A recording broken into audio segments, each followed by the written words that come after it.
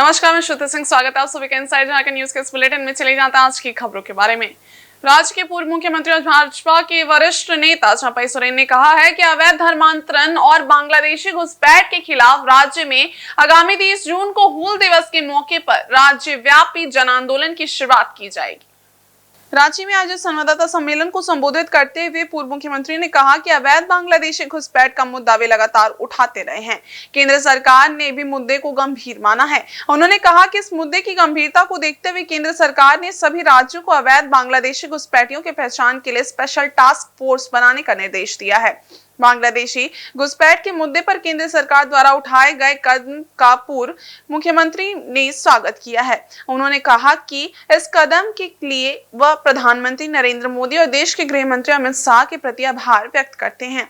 उन्होंने कहा कि झारखंड में अवैध बांग्लादेशी घुसपैठ और धर्मांतरण जोर पकड़ रहा है। चंपई सोरेन ने कहा कि रांची, लोहरदगा, गुमला, बोकारो, पाकुड़, साहिबगंज और पलामू क्षेत्र समेत पूरा झारखंड अवैध बांग्लादेशी घुसपैठ की चपेट में आ रहा है। उन्होंने कहा कि झारखंड मुक्ति मोर्चा, राष्ट्रीय जनता दल और कांग्रेस की गठबंधन वाली सरकार वोट बैंक की राजनीति कर रही है। संताल परगना समेत झारखंड के कई गांवों में अब आदिवासी परिवार की संख्या एक भी नहीं बची हुई है। बांग्लादेशी अवैध घुसपैठ और धर्मांतरण के मुद्दे को चंपई सोरेन ने पूरी तरह से सामाजिक मुद्दा बताया। उन्होंने कहा कि इस मुद्दे पर कभी भी राजनीति नहीं होनी चाहिए। ऐसे करने वाला को भी आपने कुछ इनाम दीजिएगा क्या? तो ये राज्य में महिला सुरक्षा हमने जो कुछ महीना पहले से जो अभियान हमने झारखंड प्रदेश में चलाने का काम किया है और उस अभियान केंद्र सरकार ने उस जो संज्ञान लिया, ये केंद्र सरकार ने राज्य सरकार के दिशा निर्देश दे दिया कि बांग्लादेशी घुसपैठिया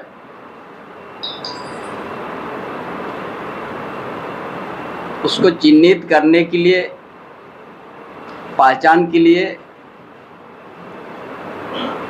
स्पेशल टास्क फोर्स बनाना है। ये सभी राज्य को दिया गया है। इसलिए हम जो केंद्र सरकार ने जो राज्य सरकार को दिशा निर्देश दिया है, इसके लिए सबसे पहले हम देश के प्रधानमंत्री भाई नरेंद्र मोदी एवं गृह मंत्री अमित शाह को आभार प्रकट करता हूं, जो आज झारखंड प्रदेश में पूरा प्रदेश में बांग्लादेशी घुसपैठ और धर्म परिवर्तन बड़ा रफ्तार पकड़ा हुआ है। इसीलिए आज जो केंद्र सरकार ने जो दिशा निर्देश राज्य सरकार को दिया, बांग्लादेशी घुसपैठ को पहचान करके निकालने का, हम इस राज्य सरकार कभी उम्मीद नहीं करते हैं, भरोसा नहीं करते हैं कि ये इस कदम को बड़ा तेजी से उठाएगा, क्योंकि ऐसे महीना भर से ज़्यादा होने गया। और नियम कहता है आप जो भी बाहर से आए हुए हैं उसको होल्डिंग सेंटर में रख के उसका सारा दस्तावेज आपको 1 महीने के अंदर में जांच करना है, अन्यथा उसको निकलने का प्रक्रिया आपको शुरू करना है। कोटका के हाथा तिरिंग नेशनल हाईवे 220 में पालीडी में आयरन और लदा ट्रक रात के 1 बजे साइड देने के क्रम में सड़क से उतर गया, जिसके कारण घंटों आवागमन प्रभावित हो गया। वहीं कड़ी मशक्कत के बाद कोवाली पुलिस की मदद से ट्रक को साइड कराया गया, जिसके बाद आवागमन शुरू हो पाया। वहीं ड्राइवर ने बताया कि रात के 1 बजे वाहन को साइड देने के क्रम में ट्रक सड़क से नीचे उतर जाने के कारण आवागमन प्रभावित हो गया था, मगर कोवाली थाना के सहयोग से ट्रक को साइड कराया गया, जिसके बाद वह अब आवागमन शुरू हो पाया है। वहीं कई ट्रक अभी भी फंसे हुए हैं, जिसके कारण आवागमन में परेशानी हो रही है। वहीं फंसे ट्रक के निकलने का इंतजार किया जा रहा है।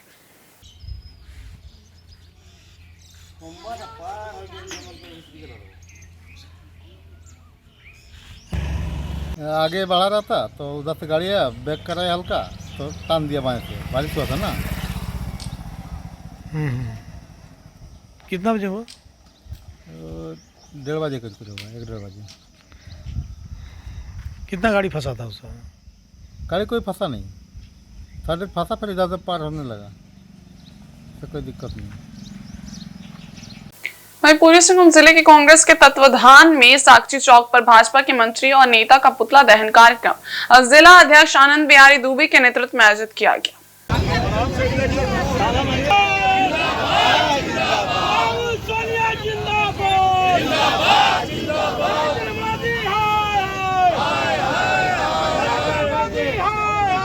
पुतला दहन कार्यक्रम में जिलाध्यक्ष आनंद बिहारी दुबे ने कहा कि कर्नल सोफिया कुरैशी भारत की महान सुपुत्री के खिलाफ भाजपा के मध्य प्रदेश के मंत्री विजय शाह, उप मुख्यमंत्री एवं विधायक ने सेना को अपमानित करने वाला बयान देकर सेना के शौर्य को कलंकित किया है। किसी मंत्री के द्वारा स्तरहीन बात कहना निंदनीय है, जबकि बेलागावी कर्नाटका की रहने वाली कर्नल सोफिया कुरैशी के पिताजी, चाचा, नाना, दादा सभी सेना में रह चुके हैं।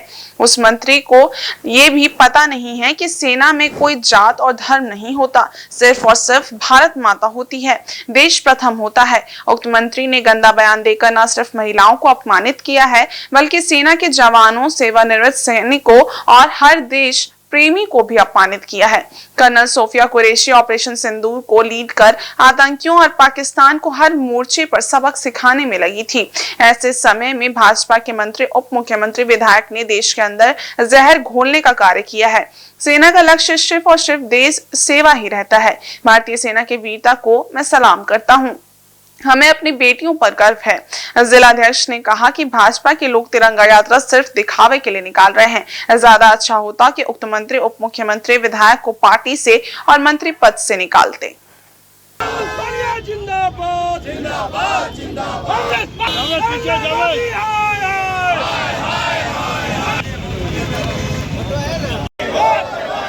सेना विरोधी मंत्रियों पर कार्रवाई करो, सेना विरोधी मंत्रियों पर कार्रवाई करो,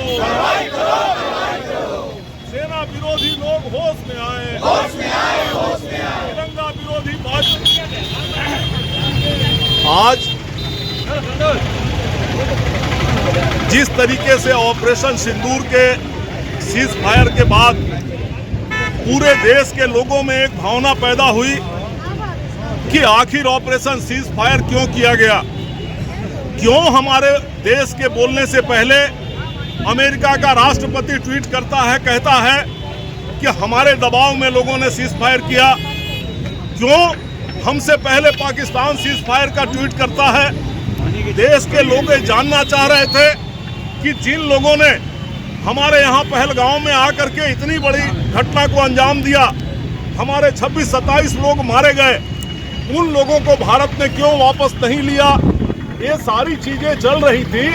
इन चीजों से लोगों का ध्यान मोड़ने के लिए भारतीय जनता पार्टी ने इस देश में एक तिरंगा यात्रा के नाम से कार्यक्रम घोषित किया। लेकिन साथ ही इस तिरंगा यात्रा के माध्यम से आपने अपने गलत मानसिकता को, जो आपका शुरू से तिरंगा विरोधी मानसिकता रहा है, उसको उजागर किया है। जिस तरीके से हम लोगों ने देखा कि इनके एक विधायक उस तिरंगे के साथ अपना पसीना और नाक साफ करते हुए पाए जा रहे हैं। इनके लोग तिरंगे का घेरा बना करके उसमें बीजेपी का झंडा फहरा रहे हैं। नीचता की प्रकाष्ठा तब हो गई जब इनके मंत्री मध्य प्रदेश में अपने सेना के एक बहन, एक पदाधिकारी जो पूरे विश्व के पटल पर भारतीय सेना का पक्ष रख रही थी, उसके विषय में जिस तरीके की घिनौनी बातें की, इन बातों को हम लोग अपने मुंह से दोहराना नहीं चाहते। इतना नीचे स्तर का बात कि कोर्ट ने संज्ञान लेते हुए उस पर केस करने का निर्देश दिया और उस निर्देश के बाद उस मंत्री को बचाने का प्रयास किया जा रहा है। उस मंत्री को आज तक कैबिनेट से निकाला नहीं गया, उस पर उन धाराओं पर केस नहीं किया गया जिसका इंस्ट्रक्शन माननीय कोर्ट के द्वारा दिया गया था। अभी हम लोग मांग ही कर रहे थे कि उस मंत्री को हटाओ, तब तक इनका डिप्टी सीएम इस तरीके से खड़ा होकर के कहता है कि पूरी सेना माननीय नरेंद्र मोदी जी के चरणों में शरणागत है। हमारी सेना किसी के चरणों की शरणागत नहीं है। हमारी सेना हिमालय से भी ऊंचा मस्तक रखती है और उस सेना का गौरव है कि आज हम और आप यहाँ खड़े होकर के चैन और अमन के साथ बात कर रहे हैं। उस सेना का अपमान आपके द्वारा किया जा रहा है, तिरंगे का अपमान आपके द्वारा किया जा रहा है। आप जो तिरंगा यात्रा निकाल रहे हैं, ये तिरंगा यात्रा तिरंगे की अपमान की यात्रा बनते जा रही है। हम लोग उसी के विरुद्ध आज उन मंत्रियों का, उन नेताओं का और भारतीय जनता पार्टी के शीर्ष नेतृत्व का आज यहाँ जिला कांग्रेस की ओर से पुतला दहन किए हैं और आपके माध्यम से मांग करते हैं कि आप तिरंगे का अपमान करना बंद कीजिए, सेना के लोगों पर का अपमान करना बंद कीजिए। आप किसी भी परिस्थिति में ऐसे लोगों को आप अपने स्तर पर कार्रवाई नहीं करते तो ये कांग्रेस पार्टी हर गली हर नुक्कड़ पर आपके विरुद्ध इसी तरीके से विरोध प्रदर्शन पर रहेगी। हम लोग तिरंगे का अपमान बर्दाश्त नहीं कर सकते, हम लोग सेना का अपमान बर्दाश्त नहीं कर सकते। Thank you. और गम्हरिया थाना क्षेत्र अंतर्गत टाटा स्टील गम्हरिया के 1 नंबर और 2 नंबर गेट के बीच स्थित झोपड़ी नुमा ढाबे में रविवार की सुबह लगभग 3 बजे भीषण आग लग गई। आग इतनी तेज थी कि ढाबा पूरी तरह जलकर राख हो गया। इसमें ढाबे का सारा सामान, मजदूरों के सेफ्टी आइटम्स और पास की एक गुमटी भी स्वाहा हो गई। ढाबे के मालिक चंदेश्वर सिंह ने घटना को सुनियोजित साजिश बताते हुए असामाजिक तत्वों पर संदेह जताया है। इस संबंध में थाने में प्राथमिकी भी दर्ज कराई गई थी। चंदेश्वर सिंह ने फोन पर बताया कि घटना के समय वो गोरखपुर में अपने एक रिश्तेदार के इलाज के सिलसिले से गए हुए थे। उन्होंने दावा किया है कि होटल में रखे ट्रक और मजदूरों के सेफ्टी आइटम, फर्नीचर और अन्य सामग्री जलकर खाक हो गई है, जिससे लाखों रुपए का नुकसान हुआ है। फिलहाल आग लगने के वास्तविक कारणों की जांच की जा रही है।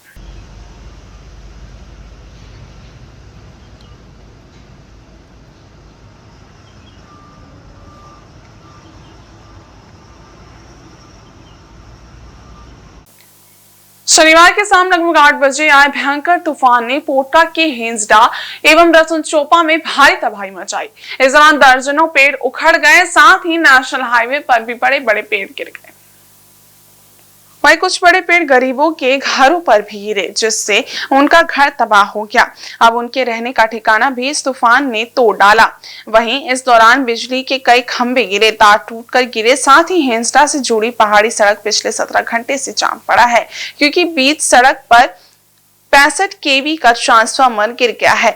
इस भयंकर तबाही से सुब्रतो बेरा, ज्योत्सना गोप, कृष्णचंद्र गोप सहित कई घरों के छप्पर उड़ गए हैं। तबाही यही नहीं रुकी। चाकड़ी में 14 वर्षीय कुणाल सरदार की आकाशीय बिजली के कारण से मौत हो गई। किशोर की मौत हो जाने से गांव में सन्नाटा पसर गया है। वहीं कड़ी मशक्कत के बाद नेशनल हाईवे 220 में पड़े पेड़ों की टहनियों को हटाया गया। उसके बाद अब आगमन शुरू हुआ। वहीं पीड़ित परिवार तबाही के मंजर को समेट आंखों में आंसू लिए मुआवजे की आस में बैठा है कि कोई तो उन्हें सहयोग के लिए आगे आए। वहीं ग्राम प्रधान रामरंजन प्रधान ने कहा कि पिछले शाम आए तूफान ने गांव में भारी तबाही पहुंचाई है, जिससे बिजली व्यवस्था पूरी तरह से 17 घंटे से ठप है। साथ ही पीड़ित परिवार को सहयोग करने के लिए अब तक कोई नहीं आया है।